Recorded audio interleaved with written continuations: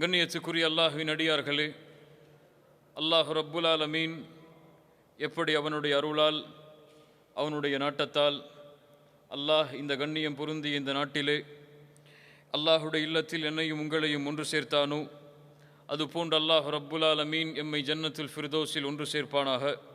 அதிலும் குறிப்பாக அல்லாஹுடைய தூதர் முஹம்மது ரசூலுல்லாஹ் ஸல்லல்லாஹு அலைஹி வஸல்லம் அவர்களோடும் அவர்களுடைய தோழர்களோடும் அல்லாஹ் என்னையும் உங்களையும் உலக முஸ்லிம்களையும் ஒன்று சேர்ப்பானாக.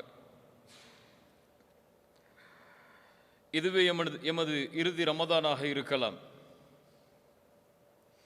ஒரு வித்தியாசமான தலைப்பு தான். ரமதான் ஆரம்பிப்பதற்கு முன்னதாகவே ரமதானை அடைவோமா இல்லையா என்ற ஒரு கேள்வியோடு இந்த தலைப்பை அமைக்கப்பட்டிருக்கிறது. சென்ற ரமதானில் எம்மோடு இருந்து இந்த ரமதானை அடைவதற்கு வாய்ப்பு இல்லாமல் மரணித்தவர்கள் எமக்கு தெரியுமா? நம்மளோட போன வருஷம் ரமதானில் நோன்பு வச்சு வரக்கூடிய ரமதானுக்கு அவர்கள் இல்லை என்ற நபர்கள் யாராவது நமக்கு தெரியுமா? போன ரமதானில் என்னோடு இருந்தார் அவர், இந்த ரமதானில் அவர் இல்லை. என் குடும்பத்தில் இருக்கலாம், என்னுடைய ஊரில் இருக்கலாம், இந்த நாட்டில் இருக்கலாம். தெரியுமா? கையை உயர்த்துங்க தெரிஞ்சவங்கெல்லாம். அவங்களுடைய நிலைமை என்ன? இதே போன்று அடுத்த ஆண்டும் ஒருவேளை இந்த கேள்வி கேட்கப்படலாம். அந்த கேள்விக்கு உங்களில் பக்கத்தில் உள்ளவர் உங்களை நினைவு காட்டி கைகளை உயர்த்தலாம். அல்லது அடுத்த ஆண்டு இந்த கேள்வியை கேட்பதற்கு அல்லாஹ் ரப்புல் ஆலமீன் எனக்கு வாய்ப்பை கொடுத்திருப்பானா என்று கூட எனக்கு தெரியாது. யாரும் அதில் உறுதிவிட்டு சொல்ல முடியாது. வமா தத்ரி நஃப்சும் மாதா தக்ஸிபு கதா வமா தத்ரி நஃப்சும் பிஐயி அர்தின் தமூத். எந்த ஒரு ஆத்மாவிற்கும் தெரியாது அது நாளை எதை சம்பாதிக்கும் என்று. எந்த ஒரு ஆத்மாவிற்கும் தெரியாது அது எந்த இடத்திலே மரணிக்கும் என்று. சுப்ஹானல்லாஹ். கண்ணியத்துக்குரியவர்களே, இந்த நேரத்திலே இந்த செய்தியை எம்முடைய உள்ளத்திலே நாம் பதிந்தே ஆக வேண்டும். நாம் மறுமையை குறித்து பயப்பட வேண்டிய அவசியம் அல்ல. சொர்க்கத்தை குறித்தோ நரகத்தை குறித்தோ இந்த நேரத்திலே கவலைப்பட வேண்டிய அவசியம் அல்ல. ஒரு முஃமின் சொர்க்கத்திற்கு முன்னதாக, நரகத்திற்கு முன்னதாக, மறுமைக்கு முன்னதாக, அல்லாஹ்வின் விசாரணைக்கு முன்னதாக, ரப்புல் ஆலமீனுடைய சந்திதானத்திலே விசாரிக்கப்படக்கூடிய அந்த நாளுக்கு முன்னதாக ஒரு முஃமின் தன்னுடைய வாழ்க்கையில் கவலைப்பட வேண்டிய மிக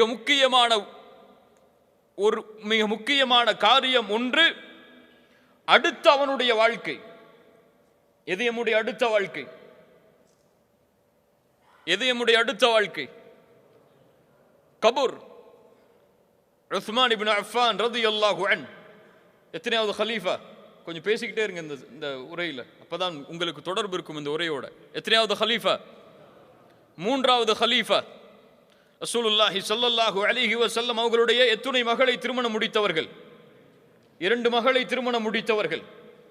அல்லாஹ்வுடைய தூதருக்கு மிக விருப்பத்திற்குரிய நபித்தோழர் உஸ்மான் இப்னு அஃபான் கபர்களை சந்தித்தால் அழுவார்.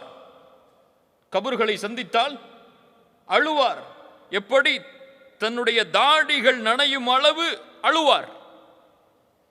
நம்முடைய வாழ்வில் நினைவிருக்கிறதா கபரை நினைத்து நாம் அழுத ஒரு நாள்?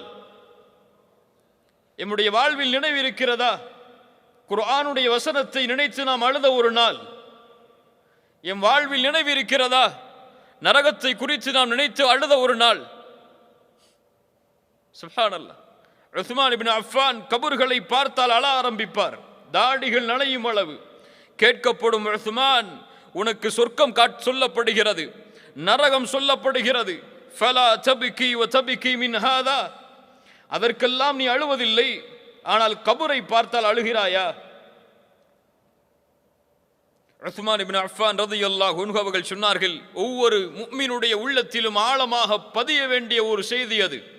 இன்ன ரசூலுல்லாஹி ஸல்லல்லாஹு அலைஹி வஸல்லம் قال ஸல்லல்லாஹு அலைஹி வஸல்லம்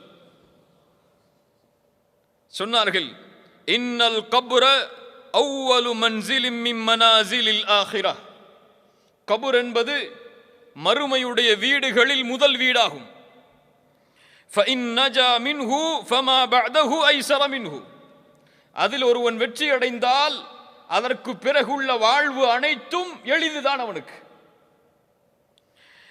وَإِلَّمْ يَنْجُ مِنْهُ فَمَا بَعْدَهُ أَشَدُّ مِنْهُ. யார் ஒருவன் அதில் வெற்றி அடையவில்லையோ, யாருக்கு கபருடைய வாழ்க்கை சிரமமாகி விடுகிறதோ, அதற்கு பிறகு அவன் வெற்றி அடைவதென்பது சாத்தியமில்லாதது. அது சிரமமாகிவிடும். கபரிலே அவன் வெற்றி அடையவில்லை என்றால் மறுமையில் எழுப்பப்படும் பொழுது வலதுபுற கூட்டத்தோடு எழுப்பப்பட மாட்டான். கபரிலே வேதனை என்றால் மறுமையில் எழுப்பப்படும் பொழுது அரிசின் நிழலிலே ஒன்று கூட்டப்பட மாட்டான். கபரில் வெற்றி அடையவில்லை என்றால் வலது கரத்தில் நாளை மறுமையிலே ஏடுகள் கொடுக்கப்படாது. கபுர் அதுதான் முதல் வீடு. அங்கே வெற்றி அடைந்தால் அடுத்த வாழ்க்கை அனைத்தும் வெற்றிதான். யார் எம்முடைய வாழ்வில் நினைத்து பார்ப்பது கபுரை? மன்னரைகளை சந்தித்து மரணத்தை நினைவு கூறுங்கள் என்று ரசூலுல்லாஹி ஸல்லல்லாஹு அலைஹி வஸல்லம் சொன்னார்களே, எம்முடைய வாழ்க்கையில் எம்முடைய உறவினருடைய மன்னரைக்கு தவிர வேறு என்றைக்காவது மன்னரைகளுக்கென்று தனிப்பட்ட முறையில் சென்று மரணத்தை நினைவு கூறுவதற்காகவே பயணித்தவர்கள் எம்மில் எத்துணை பேர்? உலகம், இந்த உலகத்துடைய ஆசைகள், உலகத்தின் மோகம், நிரந்தரமாக வாழப்போகின்றோம் என்பதை நாம் மறுத்தும் அந்த எண்ணம் எம்மை வாழ வைத்துக் கொண்டிருக்கிறது இந்த உலகத்துடைய பிணைப்போடு. ரசூலுல்லாஹி ஸல்லல்லாஹு அலைஹி வஸல்லம் கபருடைய வேதனையை குறித்து பல செய்திகள் சொன்னார்கள். அதில் ஒரு செய்தி இமாம் புகாரி ரஹிமஹுல்லாஹ் பதிவு செய்கிறார்கள். ரசூலுல்லாஹி ஸல்லல்லாஹு அலைஹி வஸல்லம் சொன்னார்கள், வலகது ஊஹிய இலைய, எனக்கு வஹி மூலமாக கொடுக்கப்பட்டது, அன்னக்கும் துஃப்தனூன ஃபில் குபூர், நீங்கள் கபர்களில் சோதிக்கப்படுவீர்கள். சொன்னது யார்? ரசூலுல்லாஹி ஸல்லல்லாஹு அலைஹி வஸல்லம். கபர்களில் நீங்கள் சோதிக்கப்படுவீர்கள். எப்படி?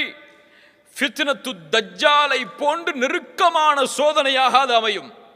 ரசூலுல்லாஹி ஸல்லல்லாஹு அலைஹி வஸல்லம் சொன்னார்கள், ஆதம் படைக்கப்பட்டதிலிருந்து மறுமை வரும் வரை இந்த பூமியிலே வரக்கூடிய சோதனைகளில் பெரிய சோதனை மஸீஹு தஜ்ஜாலுடைய சோதனை. இந்த மஸீஹு தஜ்ஜாலுடைய சோதனைக்கு நெருக்கமாக கபரில் நீங்கள் சோதிக்கப்படுவீர்கள். அல்லாஹு அக்பர். உமர் பின் கத்தாப் ரலியல்லாஹு அன்ஹு அதன் காரணமாகத்தான் சொன்னார்கள், ஹாசிபு அன்ஃபுஸக்கும் கப்ல அன் துஹாசபு, அல்லாஹ் உங்களை விசாரிப்பதற்கு முன்னதாக நீங்கள் உங்களை விசாரித்துக் கொள்ளுங்கள். அந்த கபரின் வீட்டை இந்த உலகத்திலேயே நீங்கள் அலங்கரித்துக் கொள்ளுங்கள். கபர் கட்டப்படுவது இங்கே எம்முடைய அமல்களால், அது அலங்கரிக்கப்படுவது எம்முடைய அமல்களால், எம்முடைய நாட்களால். கண்ணியத்துக்குரியவர்களே, இன்னும் எத்தனை ஆண்டுகள் வாழப்போகிறோம் இந்த பூமியில்? கொஞ்சம் உணர்ந்து பாருங்கள். இது வெறும் வார்த்தை நடையல்ல, உணர்ச்சிகளோடு இதை கேளுங்கள். எத்தனை ஆண்டுகள் வாழப்போகிறோம்? ரசூலுல்லாஹி ஸல்லல்லாஹு அலைஹி வஸல்லம் இந்த சமூகத்துடைய வயது என்று எதை சொன்னார்கள்? எதை சொன்னார்கள்?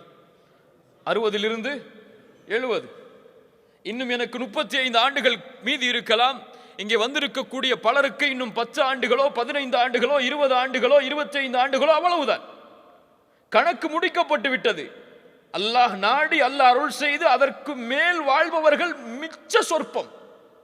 அதுவும் இந்த காலத்தில் இருக்கக்கூடிய நோய்கள், இந்த காலத்தில் ஏற்படுகின்ற திடீர் மரணங்கள், மருத்துவ கணிப்பு சொல்கிறது, அல்லாஹ் அறிந்தவன், 3 பேரில் பூமியில் பிறக்கக்கூடிய 3 பேரில் ஒருவர் கேன்சரோடு தான் மரணிப்பார். அப்படி நோய்களுடைய எண்ணிக்கை அதிகமாகிக் கொண்டிருக்கிறது. மருத்துவமனைகளாக மக்கள் எல்லோரும் படையெடுத்துக் கொண்டிருக்கிறார்கள் தங்களுடைய நோய்களை மரணத்திலிருந்து பாதுகாப்பதற்காக. இன்னும் எண்ணிக்கை குறிப்பிடப்பட்ட நாளை எண்ணிக்கொண்டிருக்கக்கூடிய நாம் எந்த நினைவில் வாழ்கிறோம்? 3 கேள்விகளோடு இந்த உரையில் நான் தொடர்கிறேன். முதல் கேள்வி, இப்போது மரணித்தால் நான் சொர்க்கம் செல்வேன் என்று யாராவது சொல்ல முடியுமா? என்னிடத்திலே அமல் இருக்கிறது, நான் நல்ல அமல்களை செய்திருக்கிறேன், இப்ப மரணிச்சா எனக்கு சொர்க்கம் சொல்ல முடியுமா? யாராவது சொல்ல முடியுமா? ஆனால் எம்மை அறியாமலேயே அந்த எண்ணம் எமக்குள் இருக்கிறது. படித்தானே, நான் மரணமாக போகிறேன் என்று தெரிந்தால் சொர்க்கம் கிடைக்குமா என்று ஏங்குவானவன் என் அமலோடு.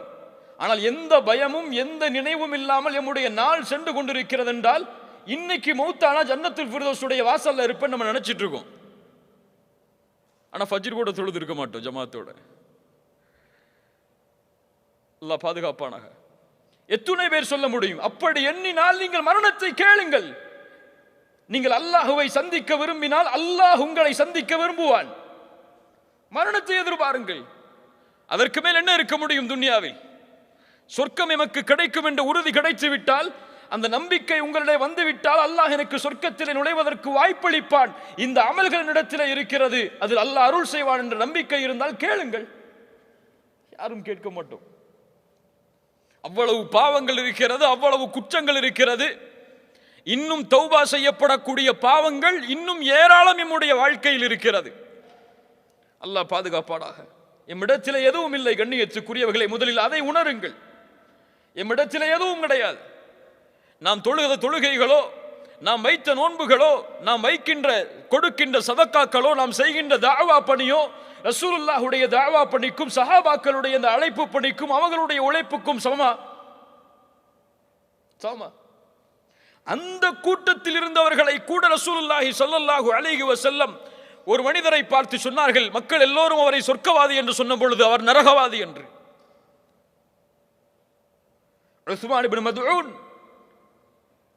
மரண படுக்கையில் இருந்து மரணிக்கிறார். ரசூலுல்லாஹி ஸல்லல்லாஹு அலைஹி வஸல்லம் அவருடைய மரணத்தை சந்திப்பதற்காக வருகிறார்கள். உம்முல் ஆலா ரலியல்லாஹு அன்ஹா அன்சாரியா ரசூலுல்லாஹ்வுடைய வருகையை பார்த்தவுடன் சொன்னார், உஸ்மான், உன்னை அல்லாஹ் கண்ணியப்படுத்தி விட்டான். ரசூலுல்லாஹி ஸல்லல்லாஹு அலைஹி வஸல்லம் கேட்டார்கள், உம்முல் ஆலா, இந்த உஸ்மானை அல்லாஹ் கண்ணியப்படுத்தி விட்டான் என்று உனக்கு எப்படி தெரியும்? யா ரசூலுல்லாஹ், என்ன சொல்லுவது? ஆதரவு வைக்கிறேன் என்று சொல்லுங்கள்.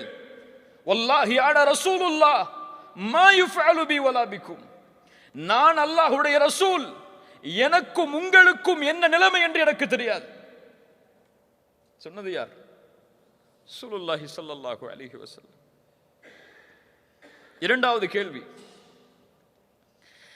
இந்த நிலையில் நான் நிற்கிறேன். மணி என்ன? 7:35. எத்தனை நொடி? 7:35, 57 நொடி. இந்த நொடியில், இந்த நிமிடத்தில் நான் இருக்கிறேன். இந்த நிலையில் நான் நிற்கும் பொழுது என் ரப்பு என்னோடு சந்தோஷத்தோடு இருக்கிறானா? என்னைக்காவது கேட்டிருக்குமா இந்த கேள்விய? என் ரப்பு என்னோடு மகிழ்ச்சியோடு இருக்கும் நிலையில் தான் இந்த நிமிடத்தில் நான் வாழ்கிறேனா? என் வீட்டில் என் மனைவி என்னோட கோவப்பட்டா, என்னுடைய பிள்ளைகள் கோவப்பட்டு விட்டால் எப்படி அவர்களை சமாதானப்படுத்துவது, எப்படி அவர்களை திருப்தி அடைய செய்வதென்று நான் ஒரு திட்டம் தீட்டுகிறேன். அப்படியா இல்லையா? என்னுடைய நண்பன் என் மீது கோவப்பட்டு விட்டால் 2 நாள் போகக்கூடாது, எப்படியாவது அவனை சமாதானப்படுத்தி என்னோடு அவன் பேசணும், மறுபடியும் அந்த மகிழ்ச்சியை 2 பேரும் பரிமாறணும் நினைக்கிறோம். ஆனால் ஏன் அல்லாஹ்வை மறந்தோம்? அல்லாஹ் என் மீது மகிழ்ச்சியான நிலைமையில் தான் இந்த பூமியில் நான் வாழ்கிறேனா? இந்த நிலையில் என் மரணம் என்னை சந்தித்தால் அல்லாஹ் என்னை பொருந்திய நிலையில் தான் என்னை ஏற்றுக்கொள்வானா? துணை பேருக்கு தெரியும். யா அய்யத்துஹன் நஃப்ஸுல் முத்மஇன்னா இர்ஜிஇ இலா ரப்பிகி ராதியத்தம் மர்திய்யா. சுப்ஹானல்லாஹ், என்ன அழைப்பு அது! இந்த அழைப்போடு தான் மலக்குல் மௌத் என்னை அழைப்பாரா? யார் உறுதி கொடுக்க முடியும்? அவ்வளவு பாவங்கள் இருக்கிறது எம்மிடத்தில், அவ்வளவு குற்றங்கள் இருக்கிறது. அல்லாஹுவை மகிழ்ச்சிப்படுத்தக்கூடிய காரியத்தை இன்னும் நாம் தொடங்கவே இல்லை. அதற்குள் எங்கே அல்லாஹ்வின் திருப்தி அடைவது? மூன்றாவது கேள்வி, இந்த ஹதீஸ் ஞாபகம் இருக்கிறதா நமக்கு? மன் கான ஆகிரு கலாமிஹி லா இலாஹ இல்லல்லாஹ் தഖலல் ஜன்னah. எல்லாருக்கும் அர்த்தம் தெரியும், சொல்லுங்க. யாருடைய இறுதி பேச்சாக லா இலாஹ இல்லல்லாஹ் என்று அமைகிறதோ அவர் சொர்க்கம் நுழைவார். என்னைக்காவது யோசிச்சு பார்த்திருக்கோமா? இந்த கலிமாவோடு மரணிப்பதற்கு அல்லாஹ் எனக்கு வாய்ப்பளிப்பானா? இது முடியாது. இதற்கென்று நீங்கள் ஒரு பிராக்டிஸ் செய்து இதற்கென்று தயாரித்தெல்லாம் முடியாது.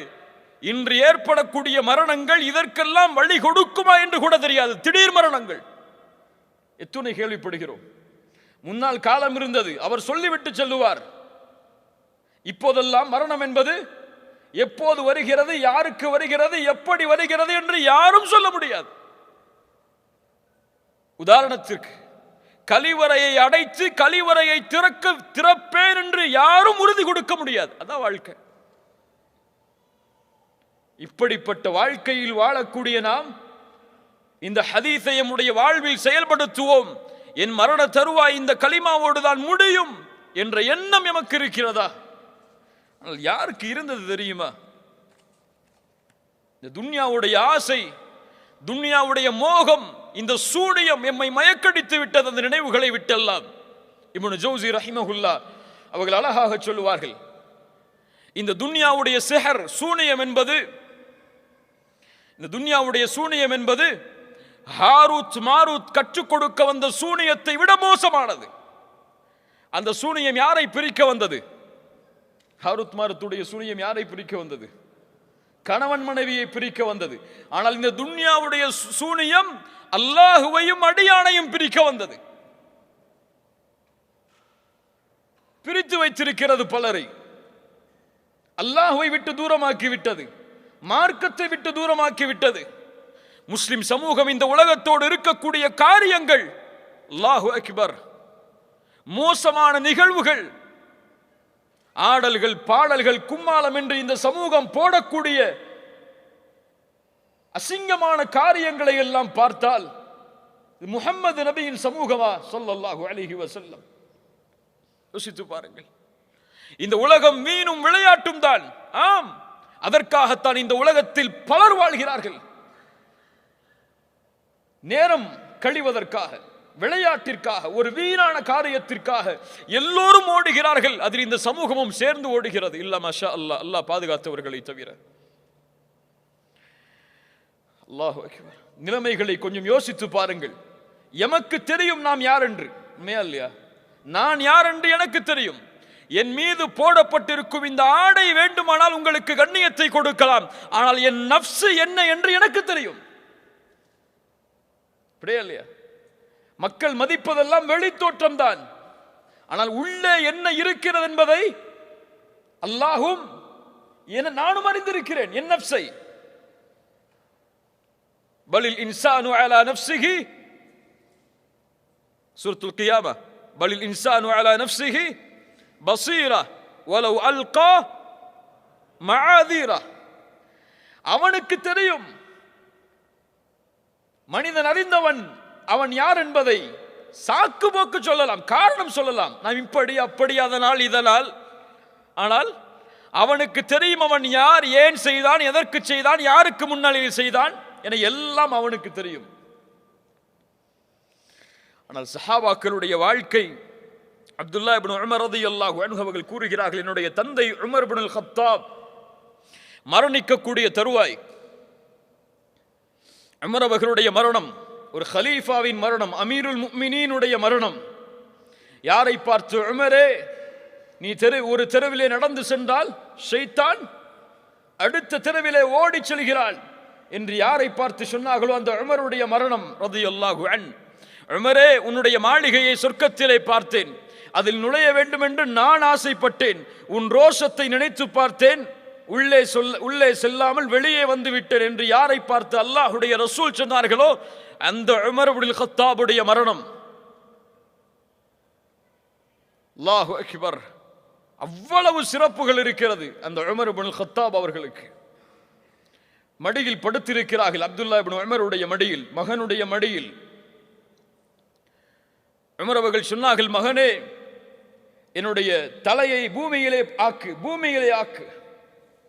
மகன் கேட்டார்கள், தந்தையே, மடியில் இருந்தால் என்ன, பூமியில் இருந்தால் என்ன? சொன்னார்கள் உமர் அவர்கள், ஆக்கு மகனே. முகத்தை பூமியில் படிய வைத்தார்கள். ஒரு சில வார்த்தைகளை சொன்னார்கள். அப்துல்லா இப்னு உமர் அவர்கள் சொல்லுகிறார்கள், என் தந்தை மரண நேரத்திலே சொன்னார், வைலி வ வைலு உம்மி இல்லம் யர்ஹம்னி ரப்பி, எனக்கும் என் தாய்க்கும் கேடு உண்டாகிவிடும், அல்லாஹ் என் மீது இரக்கம் காட்டவில்லை என்றால். இந்த நேரத்தில் யாரை அல்லாஹ் இரக்கம் காட்ட மாட்டான்? உமரையா ரலியல்லாஹு அன்ஹு. அவர்களுக்கு இருந்த பயம், அவர்களுக்கு இருந்த அச்சம் நாமெல்லாம் எங்கே? எம்மாத்திரம். ஆயிஷா ரலியல்லாஹு அன்ஹா யார்? ரசூலுல்லாஹி ஸல்லல்லாஹு அலைஹி வஸல்லமுடைய மனைவி, எம்முடைய தாய் உர்வா இப்னு ஸுபைர் ரலியல்லாஹு அன்ஹு அவர்கள் சொல்லுகிறார்கள், காலை நேரத்தில் ஃபஜ்ர் தொழுகைக்கு பிறகு சூரியன் உதயமானதற்கு பிறகு ஆயிஷா ரலியல்லாஹு அன்ஹாவுடைய வீட்டை கடந்து சென்றேன். ஒரு ஆயத்தை ஓதிக் கொண்டிருந்தார்கள் ஆயிஷா ரலியல்லாஹு அன்ஹா. சூரத்து தூருடைய 27வது வசனம், ஃபமன்னல்லாஹு அலைனா வ வகானா அஸாபஸ் ஸமூம். இந்த ஆயத்துடைய அர்த்தம், அல்லாஹ் எமக்கு உதவி செய்தான். ஃபமன்னல்லாஹு அலைனா, அல்லாஹ் எமக்கு உதவி செய்திருக்கிறான், அருள் செய்திருக்கிறான். எம்மை அல்லாஹ் ஒரு மகத்தான, ஒரு பெரிய, ஒரு கொடிய வேதனையிலிருந்து அல்லாஹ் எம்மை பாதுகாத்திருக்கிறான். அர்த்தம். இந்த வசனத்தை ஓதி ஆயிஷா ரலியல்லாஹு அன்ஹா அழுது கொண்டே இருக்கிறார்கள். நான் கடந்து சென்று விட்டேன். துஹாவுடைய நேரம் முடிவதற்கு சில நேரத்திற்கு முன்னால் மறுபடியும் அந்த வீட்டை கடந்து வந்தேன். இதே ஆயத்தை மீண்டும் ஓதிக்கொண்டே இருக்கிறார்கள் அழுதவர்களாக. அல்லாஹ் எமக்கு உதவி செய்தான், ஒரு கொடிய வேதனையிலிருந்து அல்லாஹ் என்னை பாதுகாத்தான், எம்மை பாதுகாத்தான் என்ற வசனத்தை ஓதி அழுது கொண்டே இருக்கிறார்கள். மறுமையின் பயம், வேதனையிலிருந்து பாதுகாக்கப்படக்கூடிய எண்ணம் அவர்களுடைய உள்ளத்தை ஆக்கிரமித்தது. நம்மை மாத்திரம். உமர் இப்னு அப்துல் அசீஸ் ரஹிமஹுல்லா ஹிலாஃபத்துடைய ஆட்சியில் மிகப்பெரிய சாம்ராஜ்யத்தை இந்த பூமியில் அமைத்தவர். உமர் அவர்களுடைய வம்சாவளியில் பிறந்தவர். உமர் இப்னு அப்துல் அசீஸ் ரஹிமஹுல்லா மிகப்பெரிய செல்வந்தர். அந்த ஹலீஃபா, அவருடைய மனைவி சொல்லுகிறார்கள், ஃபாத்திமா, என்னுடைய கணவர் இந்த ஒரு வசனத்தை ஓதினால் நான் பயப்படுவேன், காலையில் எமக்கு ஹலீஃபா இருக்க மாட்டார் என்று. அந்த வசனத்தை ஓதி அழுவதை பார்த்தால் எங்களுக்கெல்லாம் பயம் வந்துவிடும். அந்த அழுகையை பார்த்து என்ன வசனம் தெரியுமா? ஃபரீகுன் ஃபில் ஜன்னah வ ஃபரீகுன் ஃபிஸ் ஸஈர். ஒரு கூட்டம் சொர்க்கவாதி, சொர்க்கவாதிகள், இன்னொரு கூட்டம் நரகவாதிகள். அவ்வளவுதான். இந்த வசனத்தை ஓதி உமர் இப்னு அப்துல் அசீஸ் அழுது கொண்டே இருப்பார். என்னங்க இதில் இருக்கு? சொர்க்கம் விவரிக்கப்படுகிறதா? நரகம் விவரிக்கப்படுகிறதா? நரகத்துடைய தண்டனைகள் சொல்லப்படுகிறதா? வேதனைகள் சொல்லப்படுகிறதா? அந்த ஒரு வார்த்தை, நரகம் என்ற ஒரு வார்த்தை, வேதனை என்ற ஒரு வார்த்தை, இதை கேட்டால் போதும் அழுவார்கள். நம்முடைய உள்ளங்கள் எல்லாம் இந்த உள்ளத்தை சுமந்து இந்த நேரத்திலே வாழ்ந்து கொண்டு இன்னும் நாம் நினைக்கிறோம் வாழ்வதற்கு இன்னும் காலம் இருக்கிறது, இப்போது மரணித்தால் கூட நிம்மதியோடு இருப்போம், இப்போது எப்படி சொகுசோடு நிம்மதியோடு அழகழகான ஆடைகளோடு வசிப்பிடங்களோடு மனைவி மக்களோடு வாழ்கிறோமோ அப்படியே சொர்க்கத்திலும் வாழ்வோம் என்று. இல்ல, மாஷா அல்லாஹ். கண்ணியத்துக்குரியவர்களை யோசித்து பாருங்கள். மரணம் எமக்கு அவ்வளவு அருகாமையில் இருக்கிறது. அபூபக்கர் சித்திக் ரலியல்லாஹு அன்ஹு அவர்கள் மதீனாவில் நுழைந்தவுடன் காய்ச்சல் ஏற்படுகிறது எல்லா நபித்தோழர்களுக்கும். அபூபக்கர் சித்திக் ரலியல்லாஹு அன்ஹு அவர்களை சந்திப்பதற்காக ஆயிஷா ரலியல்லாஹு அன்ஹா வருகிறார்கள். ஒரு கவிதையை வாசித்துக் கொண்டிருக்கிறார்கள். அவர்கள் எண்ணுகிறார்கள், நான் மரணிக்கப் போகிறேன் என்று. அந்த காய்ச்சலில் ஒவ்வொரு மனிதனும் தன்னுடைய குடும்பத்தாரோடு எழுந்திருக்கிறான். வல் மௌத்து அத்னா மின் ஷிராகி நஅலிஹ். ஆனால் மரணமோ அவனுடைய செருப்பின் வாருக்கும் நெருக்கத்தில் இருக்கிறது. மரணம் செருப்பின் வாருக்கும் நெருக்கத்தில் இருக்கிறது. அல்லாஹ் கட்டளையிட்டால் இந்த கடத்தில் மலக்குல் மௌத் வந்தால் எடுத்து விட்டு சென்று விடுவார். அவ்வளவுதான். அவர் எங்கே இருக்கிறார், யாரோடு இருக்கிறார், எதை பேசிக் கொண்டிருக்கிறார், இந்த நேரத்தில் அவரை சந்திக்கலாமா கூடாதா, அதெல்லாம் எதுவும் கிடையாது. வருவார், அழைப்பார், எடுத்து செல்வார். அவர் மந்திரியாக இருக்கலாம், நாட்டின் அரசராக இருக்கலாம், உலகமே அவருடைய கரத்தில் கொடுக்கப்பட்டிருக்கலாம், பூமி, அதுவெல்லாம் அங்கே கணக்கு கிடையாது. அந்த மலக்குல் மௌத், அந்த மலக்குல் மௌத் இந்த நேரத்திலே, இந்த நிமிடத்திலே எம்மை சந்தித்தால் அந்த ரப்பை நோக்கி செல்வதற்கு நானும் நீங்களும் தயாரா? இதை கேளுங்க. தயாரா? அந்த தயாரிப்போடு தான் நாம் வாழ்ந்து கொண்டிருக்கிறோமா? அந்த தயாரிப்பை நோக்கி தான் நம்முடைய வாழ்க்கை நகர்ந்து கொண்டிருக்கிறதா? அதை நோக்கிய பயணத்தில் தான் நம்முடைய வாழ்வை நாம் அமைச்சிருக்கிறோமா? என்னுடைய மனைவி அதை நோக்கி தான் செல்கிறாளா? என்னுடைய குழந்தை அதை நோக்கி தான் செல்கிறதா? எதை நோக்கி செல்கிறோம்? அப்படி என்றால் முடிய போகின்ற இந்த துன்யாவை நோக்கியா? நாளை எம்மை கையை விட்டு விலகக்கூடிய இந்த துன்யாவை நோக்கியா? ஒரு நபித்தோழர் அழகாக சொல்லுவார், கபூர்களை பார்த்தால், கபூர் வாசிகளை, எதை நீங்கள் எடுத்து சென்றீர்கள்? உங்களோடு எதை எடுத்து சென்றீர்கள்? உங்களுடைய வீடுகளா? இன்று அதை யாரோ பயன்படுத்துகிறார்கள்.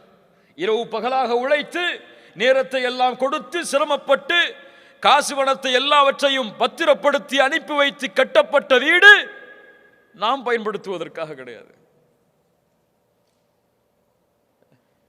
உன் அழகழகான வாகனங்கள் யாரோ பயன்படுத்துகிறார்கள். உன் செல்வம், அங்கே சண்டை நடக்கிறது, உன்னுடைய பிள்ளைகள் யாருக்கு எது என்று கேட்பதற்கு. நீ உனக்கென்று பாதுகாத்த மனைவி, அவளுக்கும் அவருடைய பெற்றோர்கள் வேறொருவரை திருமணம் செய்வதற்கு தயாராகிவிட்டார்கள். இல்லையா? ஹலால் தானே? நம்முடைய மரணத்திற்கு பிறகு நம்முடைய மனைவிமார்கள் வேறொருவரை திருமணம் செய்வது ஹலால் தானே? எது உனக்கு சொந்தம் என்று வாழ்ந்தாய்? அல்லாஹ் அக்பர். கண்ணியத்துக்குரியவர்களே, அதனால்தான் அல்லாஹ்வுடைய ரசூல் ஸல்லல்லாஹு அலைஹி வஸல்லம் அப்துல்லாஹ் இப்னு உமர் ரலியல்லாஹு அன்ஹுமா அவர்கள் உட்கார்ந்திருக்கும் பொழுது அவருடைய தோல் புஜத்தை பிடித்து உலுக்கினார்கள். இப்னு உமர், கவனத்தை கொடு. ரசூலுல்லாஹ் எமக்கும் சொல்கிறார்கள் ஸல்லல்லாஹு அலைஹி வஸல்லம், குன் ஃபித் துன்யா கஅன்னக கரீபுன் அவ் ஆபிரு சபீல். இந்த துன்யாவிலே வாழ் இப்னு உமரே, ஒரு வழிப்போக்கன் எப்படி வாழ்வாடோ, ஒரு பாதை அறியாதவன் எப்படி வாழ்வாடோ அப்படி. இந்த ஹதீஸை நம்ம எப்படி புரிஞ்சிருக்கோம்? காசு பணம் சேர்க்காம, எதையும் சம்பாதிக்காம, வாழ்க்கையில் ஒரு நோக்கம் இல்லாம, இபாதத்தே நோக்கம்னு பள்ளிவாசல்ல உட்கார்ந்து வாழணும்னா புரிஞ்சு வச்சிருக்கோம். இதுவா இந்த ஹதீஸுடைய நோக்கம்? இந்த ஹதீஸ் யாருக்கு சொல்லப்பட்டதோ அந்த இப்னு உமர் ரலியல்லாஹு அன்ஹுமா எப்படி புரிந்தார்கள் தெரியுமா இந்த ஹதீஸை? ஒரு வழிப்போக்கன், ஒரு பாதை அறியாதவன் வாழ்வதை போன்று வாழ் என்றால் சொன்னார்கள் அவர்களுடைய மாணவர்களுக்கு, இதா அம்சைத ஃபலா தன்ததிரி ஸபாஹ், மாலை வந்தால் காலையை எதிர்பார்க்காதே. வ இதா அஸ்பஹ்த ஃபலா தன்ததிரில் மஸா, காலை வந்தால் மாலையை எதிர்பார்க்காதே. வ குத் மின் ஸஹ்ஹதிக லிமரதிக், உன் நோய்க்கு முன்னால் சுகத்தை தேடிக்கொள். வ மின் ஹயாதிக லிமௌதிக், உன்னுடைய மரணத்திற்கு முன்னால் உன் வாழ்வை தேடிக்கொள். இது வாழ்வதற்குள்ள உலகம் தான். ஆம், மறுமை என்பது இந்த உலகம் இல்லாமல் கிடையாது. உண்மையா இல்லையா? இந்த உலகம் இல்லாமல் மறுமை கிடையாது. இந்த உலகத்தில் ஒரு மனிதன் நன்மைகளை சேகரிக்காமல், அல்லாஹ்வுடைய அருளை சேகரிக்காமல் எங்கே செல்ல முடியாது? மறுமையில் வெற்றி பெற முடியாது. இந்த உலகத்தை வாழ். நீ அப்படி நோயை தடுத்துக்கொள், நேரத்தை கணக்கிடு. எப்படிப்பட்ட வாழ்க்கை முறையை இஸ்லாம் எமக்கு போதிக்கிறது பாருங்கள். எப்படிப்பட்ட உணர்ச்சியை இந்த வாழ்வுடைய முன்னேற்றத்திற்காக அல்லாஹ்வுடைய ரசூல் எமக்கு கொடுக்கிறார்கள் பாருங்கள். போராடு உலகத்தில். இதான் அர்த்தம் இந்த ஹதீஸுக்கு. போராடு. மாலை வருவதற்கு முன்னால் காலையில் எதையெல்லாம் சேகரிக்க முடியுமோ அதையெல்லாம் சேகரித்துக் கொள். காலை வருவதற்கு முன்னால் மாலையில் எதையெல்லாம் தேட முடியுமோ தேடிக்கொள்.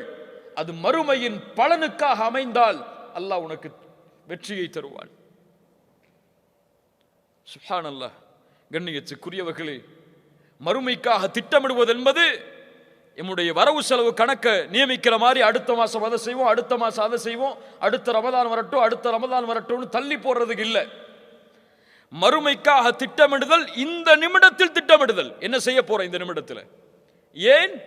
எந்த அமலை செய்கிறோம் என்பது முக்கியம் அல்ல, எந்த அமலோடு மரணிக்கிறோம் என்பதுதான் முக்கியம். ரசூலுல்லாஹி ஸல்லல்லாஹு அலைஹி வஸல்லம் சொன்னார்கள், வ இன்னமல் அமாலு பில் ஹவாதீம், அமல்கள் முடிவை கொண்டுதான் முடிவு செய்யப்படுகிறது. உன் முடிவு எப்படியோ அப்படித்தான் மறுமையின் தீர்ப்பு அமையும். வாழ்க்கையில் எதை செய்தும் ஆளலாம், ஆனால் மரண தருவாய் ஒருவனுக்கு எதன் மீது அமைகிறதோ அதுதான் அவனை முடிவெடுக்கும், அவன் சொர்க்கவாதியா நரகவாதியா என்று. ரசூலுல்லாஹி ஸல்லல்லாஹு அலைஹி வஸல்லம் அவர்கள் கூறிய ஹதீஸ் நாம் எல்லாம் அறிந்ததுதான். ஒரு மனிதன் சொர்க்கத்துடைய அமல்களை செய்து கொண்டே இருப்பான். ஒரு முழம் அந்த அமலை செய்தால் சொர்க்கம் செல்லுவான். அந்த நேரத்தில் அவனுடைய கிதாப் முந்துகிறது. நரகத்துடைய அமலை செய்வான், நரகம் நுழைவான். நரகத்துடைய அமல்களை செய்து கொண்டே இருப்பான். அவனுக்கும் நரகத்தை அடைவதற்கும் இடையே ஒரு முழம், அதை செய்தால் நரகம். அந்த நேரத்தில் அவனுடைய கிதாப் முந்தும், சொர்க்கத்துடைய அமலை செய்வான், சொர்க்கம் நுழைவான். யாருக்கு தெரியும்? யாருக்கு தெரியும்? நான் தொழுகையாளி, என் மரண நேரத்தில் நான் தொழுகையாளியாக இருப்பேனா? கொஞ்ச நேரமாகட்டும் தூங்கியிருப்பேன். அல்லாஹ் அக்பர். யோசித்து பாருங்கள் கண்ணியத்துக்குரியவர்களே, எந்த நிலையில் நாம் மரணிக்கப் போகிறோம் அதை நாம் முடிவெடுக்க முடியாது. ரசூலுல்லாஹி ஸல்லல்லாஹு அலைஹி வஸல்லம் அவர்கள் சொன்னார்கள், எந்த ஒரு அடியானுக்கு அல்லாஹ் நலவை நாடுகிறானோ யுவஃபிகுஹு லிஅமலின் சாலிஹின் கப்லல் மௌத். அல்லாஹு அக்பர், அல்லாஹு அக்பர். அல்லாஹ் ரப்புல் ஆலமீன் மரணத்திற்கு முன்னதாக நல்ல அமலை செய்யக்கூடிய தௌஃபீக்கை அவருக்கு கொடுப்பான். சுஜூதில் மரணித்தவர்களை பார்த்திருக்கலாம், தொழுகையில் மரணித்தவர்களை பார்த்திருக்கலாம், தஅவாவில் மரணித்தவர்களை பார்த்திருக்கலாம். இன்ஷா அல்லாஹ் அதுவெல்லாம் அவர்களாக தேர்ந்தெடுத்த முடிவல்ல. அந்த நிலையில் அவர்களுடைய உயிரை கைப்பற்ற வேண்டும் என்று முடிவெடுத்தவன் அல்லாஹ். அந்த முடிவு எனக்கு உண்டா? உங்களுக்கு உண்டா? எம்முடைய அமல் பதில் சொல்லும் அதற்கு. இந்த நிலையில் நம்ம செஞ்சிருக்கிற அமல், நம்ம கொண்டிருக்கக்கூடிய பாவங்கள் அதற்கு பதில் சொல்லலாம். இந்த தகுதியை அடைந்தவளாக நீ மாற முடியுமா இல்லையா என்று. அல்லாஹ் ரப்புல் ஆலமீன் நம்மை சீர்படுத்துவானாக. இப்னு கையிம் ரஹிமஹுல்லாஹ் அவர்கள் அழகாக சொல்லுவார்கள், நான் என் கடந்த பாவங்களை பற்றி எல்லாம் பயப்படவில்லை, அதற்கெல்லாம் தௌபா செய்கிறேன், பாவ மன்னிப்பை கேட்கிறேன், அதற்காக வருந்துகிறேன். அல்லாஹ்வுடைய மன்னிப்பால் அதையெல்லாம் மன்னிப்பான் என்ற ஆதரவு கொண்டிருக்கிறேன். நான் பயப்படுவதெல்லாம் அடுத்த நிமிடம் என் உள்ளம் இந்த வஹையோடு இணையுமா இல்லையா என்றுதான். அடுத்த நிமிடம் குர்ஆனுக்கு கட்டுப்படுவேனா இல்லையா என்பதை குறித்துதான் நான் பயப்படுகிறேன். கண்ணியத்துக்குரியவர்களே, அல்லாஹ்வை நோக்கி திரும்ப வேண்டிய நேரம் இது, நிமிடம் இது. ரமதான் வரும் வரை எதிர்பார்ப்பது ஒரு முஃமினுடைய அழகல்ல. ரமதான் மாற்றத்திற்கான மாதம் அல்ல. முதலில் அதை புரிய வேண்டும். ரமதான் வந்தால் தொழுது கொள்ளலாம், ரமதான் வந்தால் குர்ஆனை ஓதிவிடலாம், ரமதான் வந்தால் இபாதத்தில் போட்டியிடலாம், ரமதான் வந்தால் அல்லாஹ்வுடைய மார்க்கத்திற்காக பணி செய்யலாம் என்று ஒதுக்குவதற்கு உள்ள மாதம் அல்ல ரமதான். ரமதான் இபாதத்தை அதிகரிப்பதற்குரிய மாதம், இபாதத்தை தொடங்குவதற்குரிய மாதம் அல்ல. தொடங்க வேண்டும் என்று நினைத்தால் எத்துணை ரமதான் வந்தாலும் யாரும் தொடங்க முடியாது.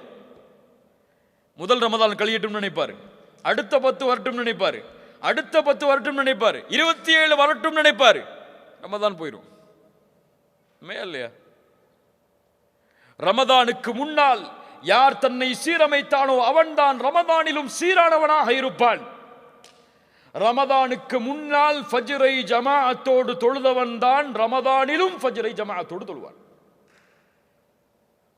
ரமதானுக்கு முன்னால் குர்ஆனை ஓதுவதில் இன்பம் கண்டவன் தான் ரமதானில் போட்டியிட்டு குர்ஆனை அதிகமாக ஓதுவான். இல்லைன்னா ஒரு பக்கத்தை ஓதுனாலே வாய் வலிக்க ஆரம்பிச்சிடும், திகட்ட ஆரம்பிச்சிடும், போதும் மூதி வச்சுட்டு போயிடுவாரு. கண்ணியத்துக்குரியவர்களே, நிலைமைகளை சீரமைக்க வேண்டும். வதூபு இலல்லாஹ், அல்லாஹுவை நோக்கி நாம் எல்லோரும் திரும்பியாக வேண்டும். யாரும் விதிவிலக்கு கிடையாது, யாரும் விதிவிலக்கு கிடையாது. எல்லோரும் அல்லாஹுவை நோக்கி திரும்பியாக வேண்டிய கட்டாயத்தில் இருக்கிறோம்.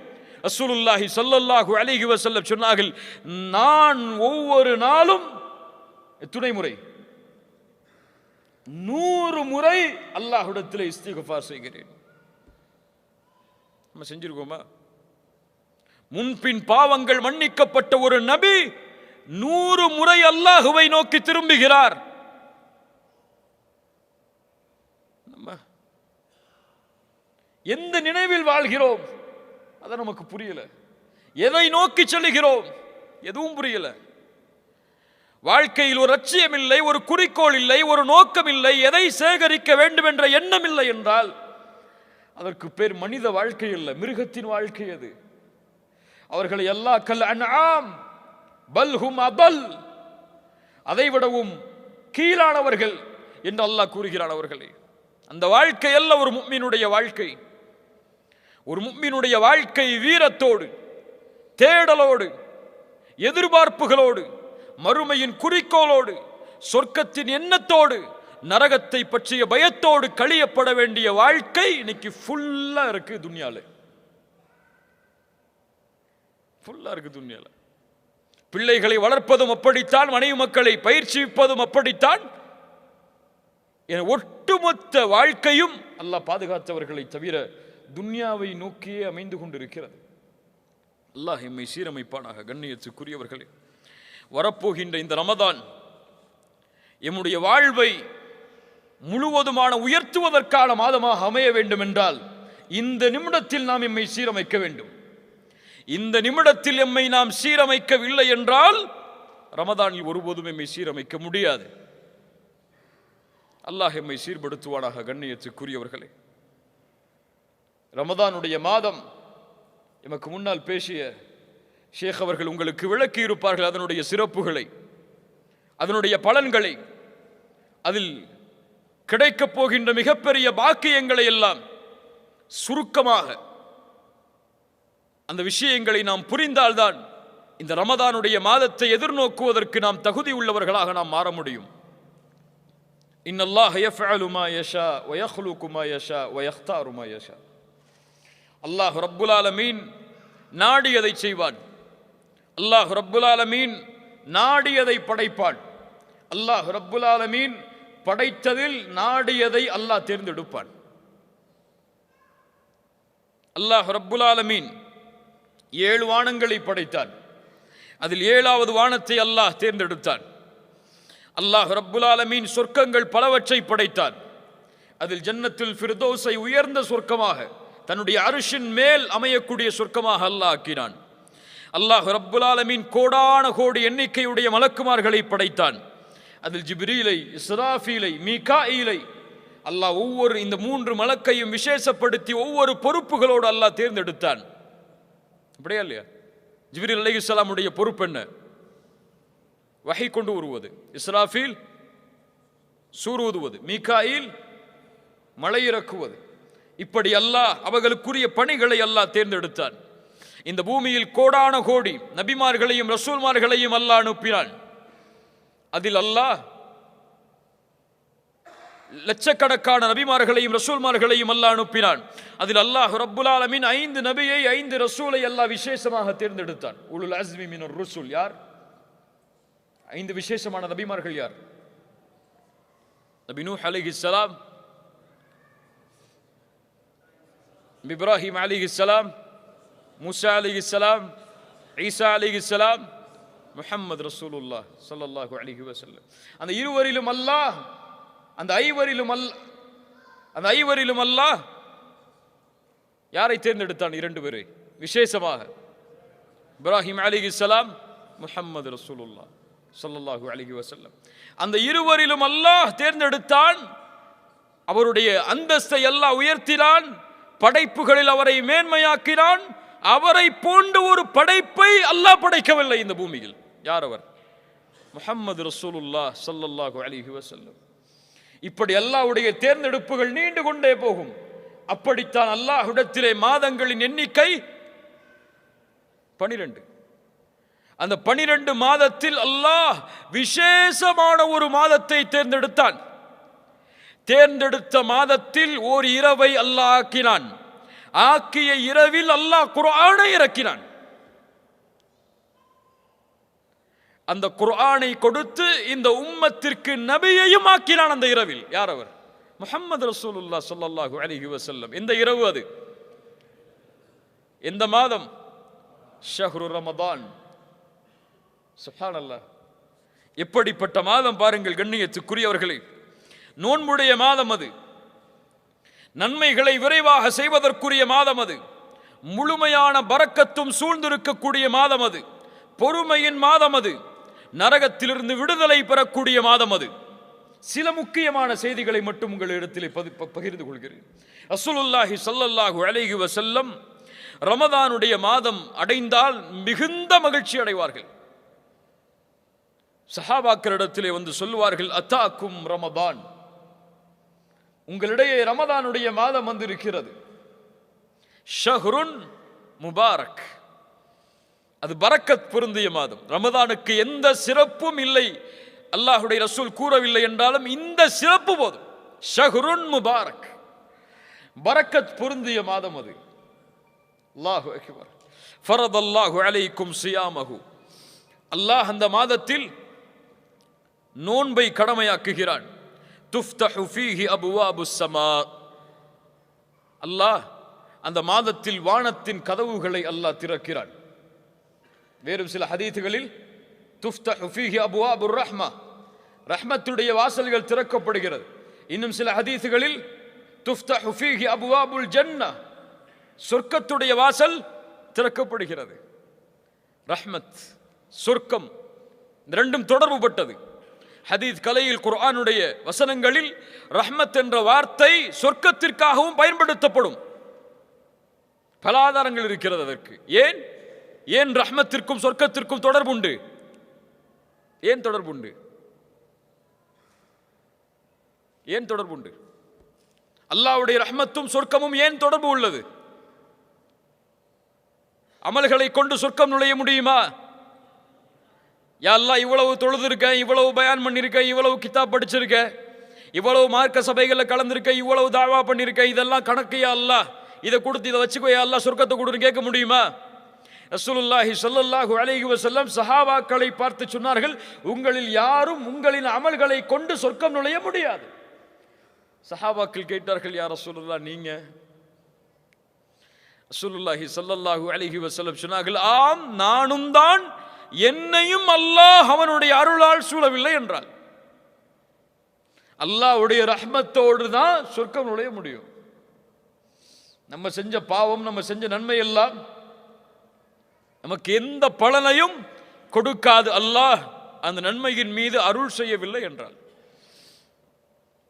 அதான் சொர்க்கமும் அந்த ரஹ்மத்தும் தொடர்பு பட்டது. இது இருந்தால் தான் அங்கே போக முடியும். இது இல்லாமல் எதை கொண்டும் அங்கே நுழைய முடியாது. நரகத்துடைய வாசல் அடைக்கப்படுகிறது. கொடிய ஷைத்தான்கள் விலங்கிடப்படுகிறார்கள். அந்த மாதத்தில் ஒரு இரவு இருக்கிறது, அது 1000 மாதங்களை விட சிறந்தது. ஷஹ்ரு ரமதான், நோன்புடைய மாதம். ஒரு நோன்பின் கூலி நமக்கு தெரியுமா? யாருக்காவது தெரியுமா? ஒரு நோன்பு வச்சா என்ன கூலி? ஒரு நாள் நோன்பு வச்சா என்ன கூலி? சஹீஹான ஹதீஸ் இமாம் புகாரி ரஹிமஹுல்லாஹ் பதிவு செய்கிறார்கள். ஒரு நோன்புக்குரிய கூலி என்ன?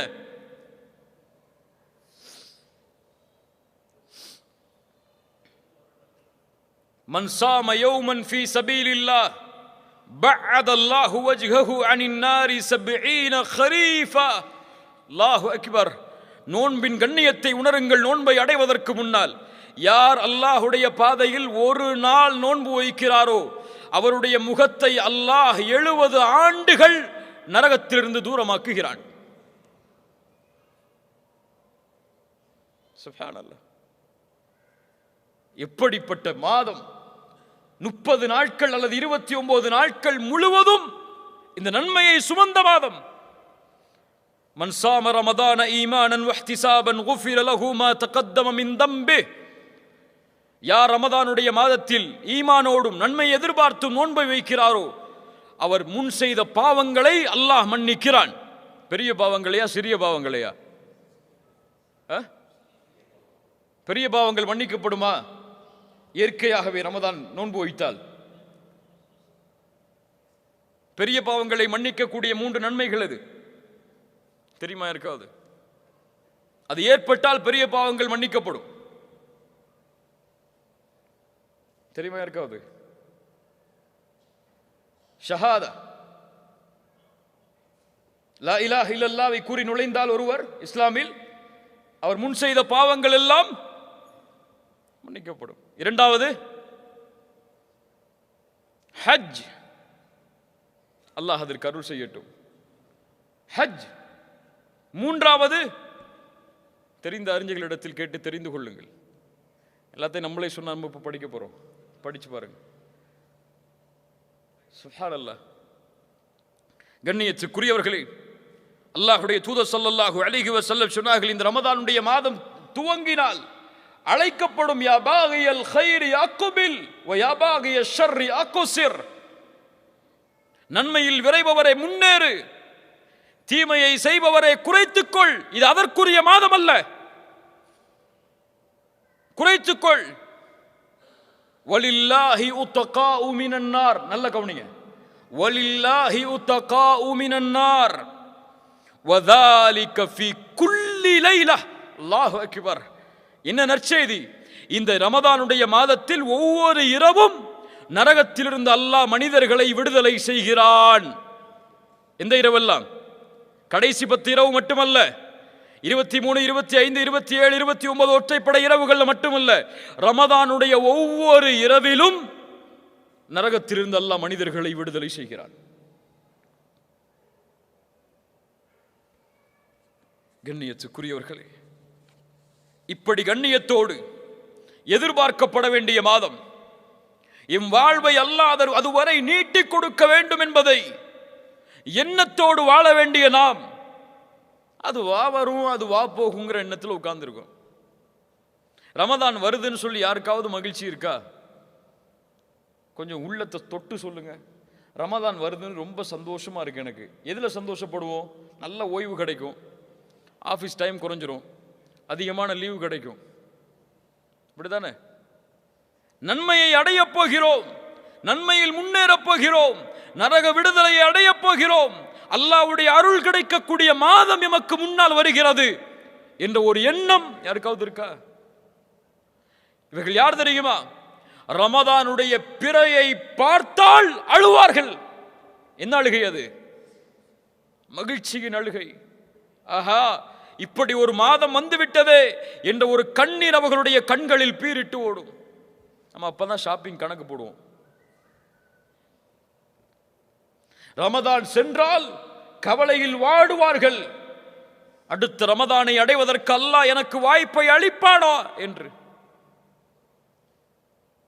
கண்ணியத்துக்குரியவர்களே, ரமதானை அடைவது பாக்கியம், ரமதானை அடைவது கண்ணியம், ரமதானை அடைவது அல்லாஹ்வின் அருள். யார் அதை பாதுகாத்தார்களோ அவர்கள் பாதுகாக்கப்படுவார்கள். யார் வீணடித்தார்களோ அல்லாஹ் அவர்களை பாதுகாக்கட்டும், அவர்கள் வீணடிக்கப்படுவார்கள். யார் அல்லாஹ்வின் அத்தாட்சிகளை கண்ணியப்படுத்தவில்லையோ அவர்கள் தக்குவாவுடைய உள்ளத்தை சுமந்தவர்களாக மாற முடியாது. ரமதான் இபாதத்திற்காகவே ஒதுக்கப்பட வேண்டிய மாதம். இன்னைக்கு தூக்கத்துக்காக தான் ரமதான் நமக்கு இல்ல. மாஷா அல்லாஹ், அல்லாஹ் பாதுகாத்தவர்களை தவிர. நம்முடைய ரமதான்ல அந்த டைம் டேபிள் கொஞ்சம் போட்டு பாருங்களேன், எல்லாரும் போட்டு பாருங்களேன். சஹர்ல எழுந்திருப்போம், சஹர் கடைசி நேரத்தில் எழுந்திருக்கிற சுண்ணாவும் சொல்லிட்டு கடைசி நேரத்தில் எழுந்திருப்போம். எழுந்து சஹர்ல என்ன செய்வோம்? முஃமின்கள் என்ன செய்வாங்க? சஹர்ல என்ன செய்வாங்க?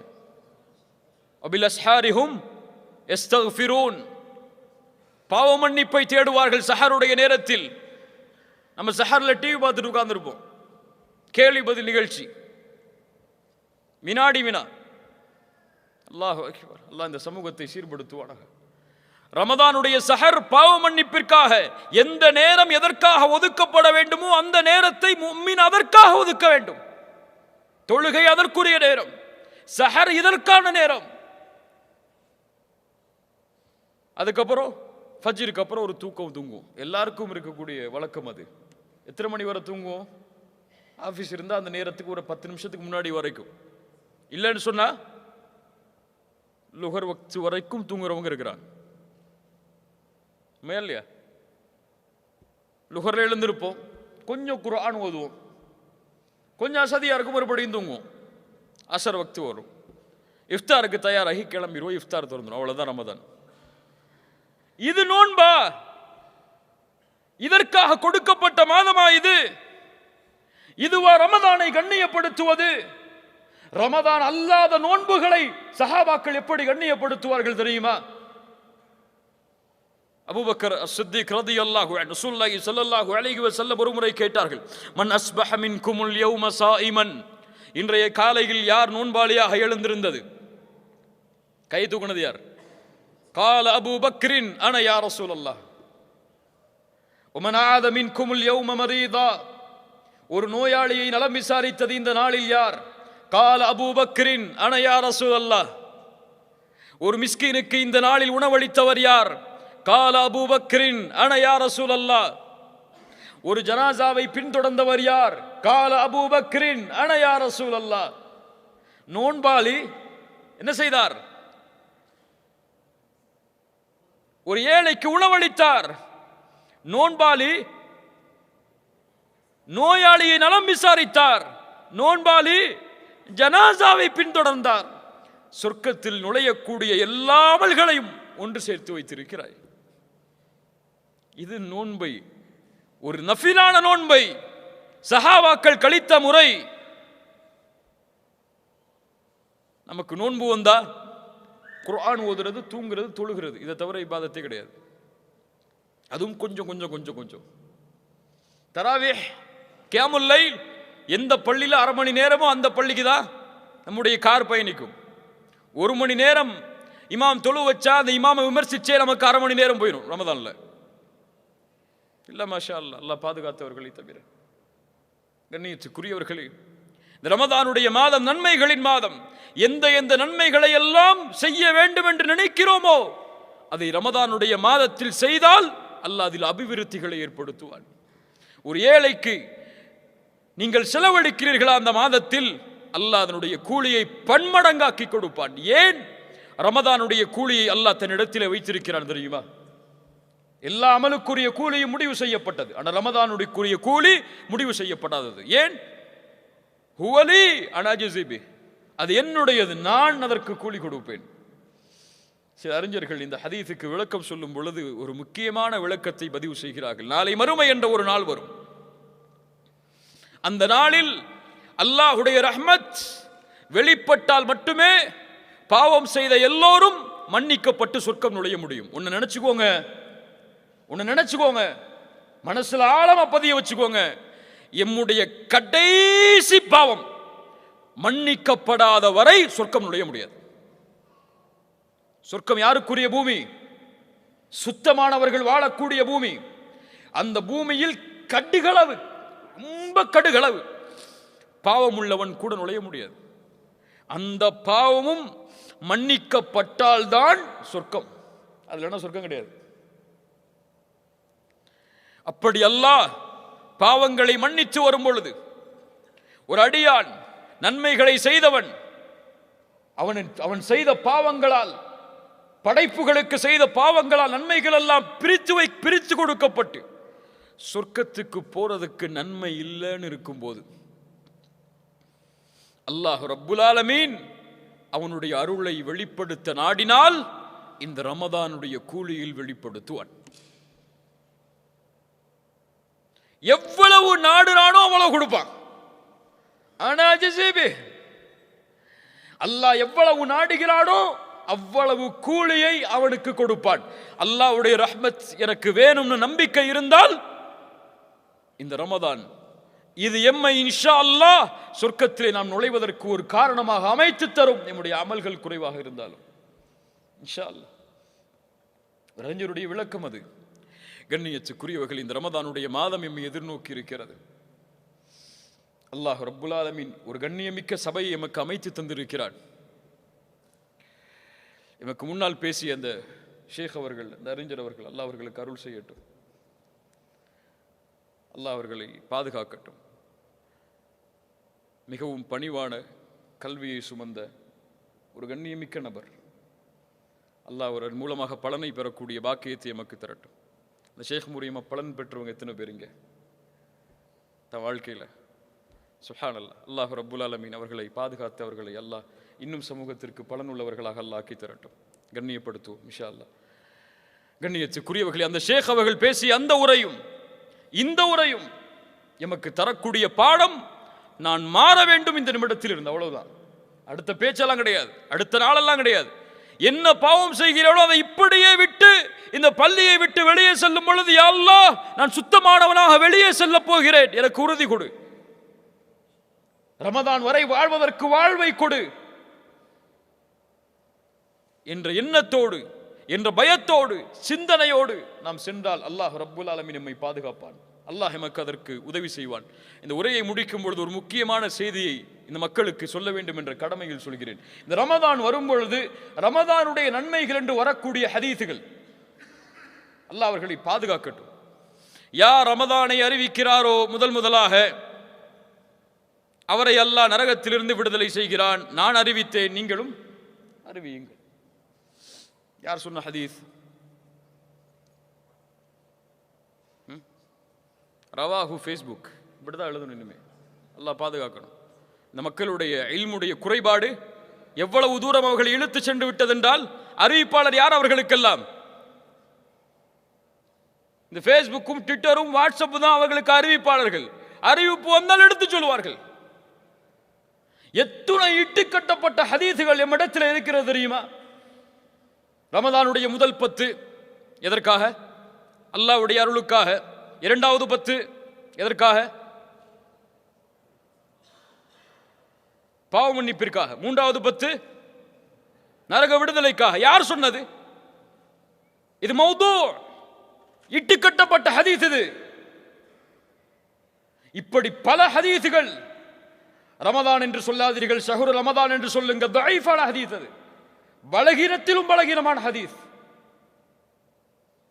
இப்படி இல்முடைய குறைபாடை மடத்திலே இருக்கும் காரணத்தால் சர்வ சாதாரணமாக அல்லாஹ்வுடைய தூதருடைய வார்த்தைகளால் பொய்யான செய்திகள் இந்த ரமதானுக்கு இம்மிடத்திலே பரப்பப்படுகிறது.